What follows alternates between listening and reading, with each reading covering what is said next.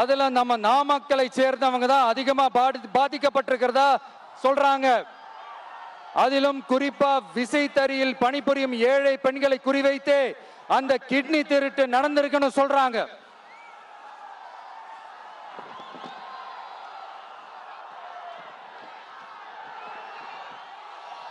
இதுல ஈடுபட்டவங்களை யாரா இருந்தாலும் நம்ம ஆட்சி அமைஞ்சதும் கடுமையாக தண்டிக்கப்படுவார்கள். இந்த கிட்னி திருட்டுக்கு ஆரம்பம் எங்க இருக்குன்னு பாத்தீங்கன்னா கந்துவட்டி கொடுமையில இருக்கு.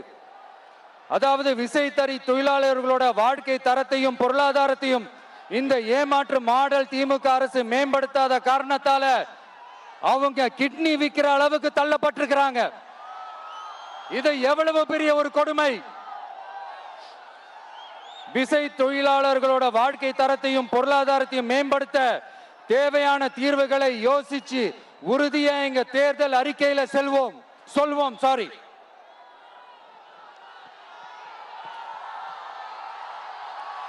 நான் இந்த சுற்றுப்பயணத்துல எல்லா ஊருக்கும் போகும்போது ஒரே விஷயத்தை தான் மக்கள் ரிப்பீட்டடா நம்ம கிட்ட சொல்றாங்க.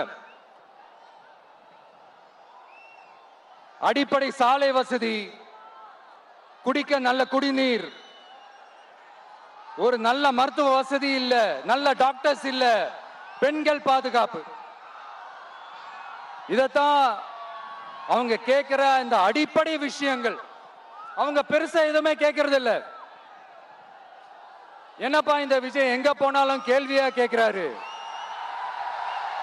இவர் வந்தா என்ன செய்வாருன்னு கேட்டதுக்கு 2 இடத்துல அதுக்கான விளக்கத்தை ஒண்ணு சொன்னோம். கல்வி, ரேஷன், மருத்துவம், குடிநீர், அடிப்படை சாலை வசதி, மின்சாரம், போக்குவரத்து, பெண்கள் பாதுகாப்பு, சட்டம் ஒழுங்குன்னு இந்த மாதிரி அடிப்படை விஷயங்கள்ல எந்த சமரசமும் இல்லாம கரெக்டா செய்யப்படும்னு சொன்னோம். இதத்தானே எல்லாரும் சொன்னாங்க, அதே தான் இவரும் சொல்றாரு. இவர் என்ன புதுசா என்ன சொல்லிட்டாரு? புதுசா எதுவுமே சொல்லலையே.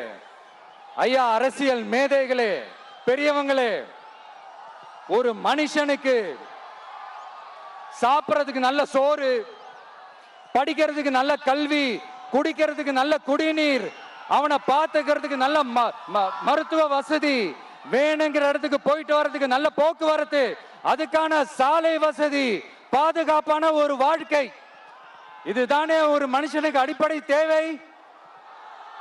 இன்னைக்கும் இது நம்ம எல்லாருக்கும் இது தேவைதானே. அப்புறம் அதை சரியா செய்வோம்னு சொல்றது தானே சரி. அதனாலதான் சொன்னோம், எது நடைக்கு சாத்தியமோ, எது உண்மையோ அதை மட்டும் தான் சொல்லுவோம், அதை மட்டும் தான் செய்வோம். இந்த திமுக மாதிரி பொய்யான வாக்குறுதிகளை எப்பவுமே கொடுக்க மாட்டோம். புதுசா சொல்லுங்கன்னா என்னத்த சொல்றது? எனக்கு புரியலையே, என்னத்த புதுசா சொல்றது?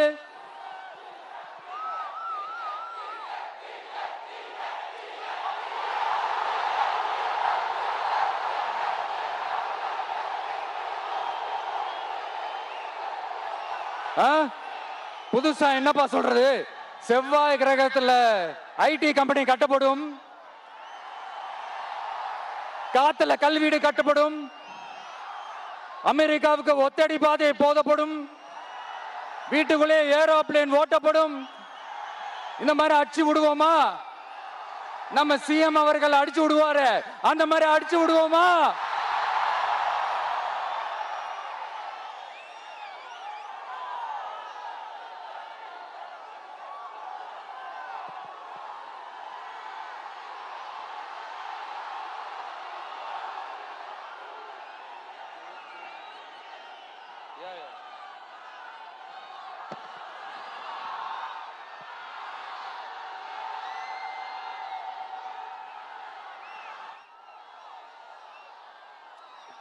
நான் ஏற்கனவே சொன்னதை தான் இங்க நான் திரும்பவும் சொல்றேன். ஒண்ணு, இந்த பாசிச பாஜக அரசோட எப்பவுமே நாங்க ஒத்து போக மாட்டோம். ஒண்ணு. ரெண்டாவது, இந்த திமுக அரசு மாதிரி அண்டர் கிரவுண்ட் டீலிங், மறைமுக உறவுக்காரர்களா இந்த பாஜகவோட எப்பவுமே நாம இருக்க மாட்டோம். 2. மூணாவது, மூச்சுக்கு முன்னொரு தடவை அம்மா அம்மா அம்மான்னு சொல்லிக்கிட்டு ஜெயலலிதா மேடம் சொன்ன அந்த விஷயத்தை டோட்டலா மறந்துட்டு ஒரு பொருந்தா கூட்டணியா ஒரு கூட்டணியை ஒண்ணு அமைச்சுக்கிட்டு கேட்டா தமிழ்நாட்டோட நலனுக்காக இந்த பாஜகவோட கூட்டணி வச்சிருக்கோம்னு சொல்லிக்கிறாங்களே, அவங்கள மாதிரியும் நாம இருக்க மாட்டோம். இல்ல, நான் தெரியாம தான் கேக்குறேன். இந்த பாஜக அரசு தமிழ்நாட்டுக்கு என்ன செஞ்சிட்டாங்க? ஒழிச்சிட்டாங்களா? கல்விக்கு தேவையான அந்த நிதியை முழுசா கொடுத்துட்டாங்களா? இல்ல, தமிழ்நாட்டுக்கு தேவையான எல்லா விஷயங்களையும் தான் சரியா செஞ்சிட்டாங்களா? அப்புறம் எதுக்காக இந்த சந்தர்ப்பவாத கூட்டணின்னு நான் கேட்கல. புரட்சி தலைவர் எம்ஜிஆர் அவர்களோட உண்மையான தொண்டர்கள் அவங்க கேக்குறாங்க. சரிப்பா, அவங்க கூட்டு பொரியல் அப்பளம்னு எதையாவது கிண்டிக்கிட்டோம், நமக்கு எதுக்கு? மக்களே, இன்னொரு முக்கியமான விஷயம், இத கவனமா கேளுங்க. அதிமுக பாஜக நேரடி ஒரு உறவுக்காரர்கள்னு எல்லாருக்குமே தெரியும். அவங்களோட கூட்டணி மேல மக்களுக்கு எந்த ஒரு நம்பிக்கையும் இல்லைன்னு எல்லாருக்குமே தெரியும். ஆனா அட் த சேம் டைம் இந்த திமுக குடும்பம் இந்த பாஜகவோட அண்டர் கிரவுண்ட் டீலிங், மறைமுக உறவுக்காரர்களா இருக்காங்கன்றது தயவு செஞ்சு மறந்துடாதீங்க. வரப்போற தேர்தல், அடுத்த வருஷம் வரப்போற தேர்தல் நீங்க திமுகவுக்கு ஓட்டு போட்டீங்கன்னா அது பாஜகவுக்கு ஓட்டு போட்ட மாதிரி.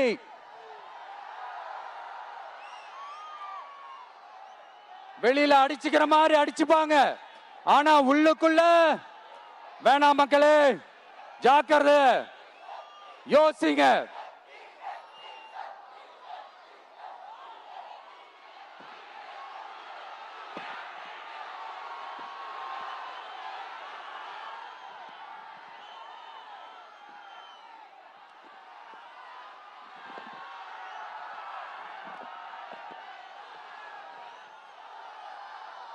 அதனாலதான் மறுபடியும் சொல்றேன், திரும்பவும் சொல்றேன், 2026ல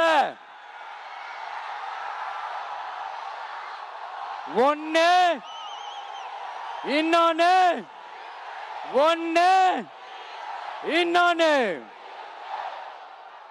அதாவது ஒண்ணு, மாபெரும் மக்கள் சக்தி கொண்ட எளியோரின் குரலா இருக்கிற களத்துல இருக்கிற டிவிக்கு, இன்னொன்னு கொள்கை என்ற பேர்ல மக்களை ஏமாத்திக்கிட்டு கொள்ளையடிச்சுக்கிட்டு தமிழ்நாட்டை ஏமாத்துற இந்த டிஎம்கே. இந்த ரெண்டு பேருக்கு நடுவுல தான்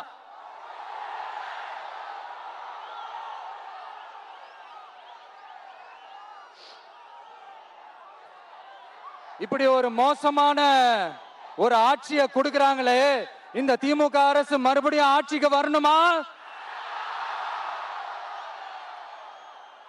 உங்க உண்மையான மக்களாட்சி, மனசாட்சி உள்ள மக்களாட்சி, உங்க நம்ம டிவிக்கு மறுபடியும் ஆட்சி அமைக்கணுமா? சாரி, இப்ப ஆட்சி அமைக்கணுமான்னு கேட்டேன். சாரி.